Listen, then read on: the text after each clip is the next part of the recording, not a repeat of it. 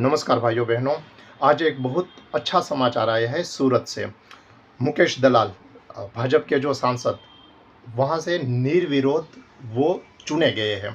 ये बहुत बड़ी शुरुआत है। आज शंकर भगवान के सुवर्ण रूप के स्वरूप हाटकेश्वर दादा, हाटकेश्वर की भी जयंती है। वो वडनगर से, वडनगर में उनका मंदिर है। अब मोदी जी वडनगर से, समझिए ज्योतिषी विज्ञान। वडनगर व वृषभ राशि, ठीक है, वृषभ राशि है। उनका स्वामी जो है शुक्र। अब सूरत में हीरा बाजार चलता है शुक्र, ठीक है। सूरत सिटी कुंभ राशि, कुंभ राशि का स्वामी शनि, शनि कर्म के अनुसार फल देने वाला। तो मोदी जी जो प्रयत्न कर रहे हैं, बीजेपी कार्यकर्ता प्रयत्न कर रहे हैं, उनका बहुत अच्छा फल मिलेगा। फिर से भाजपा सरकार, मोदी सरकार आएगी देश में, देख लेना। और एक बात समझ लो, सूरत है उनका कुंभ राशि स्वामी शनि कर्म अनुसार फल देने वाला। और कर्म कितना करते हैं वो कुछ कहने की जरूरत नहीं है। तो बीजेपी कार्यकर्ता मोदी जी के लिए बहुत अच्छे समाचार। हाटकेश्वर जयंती के दिन फिर एक बार मोदी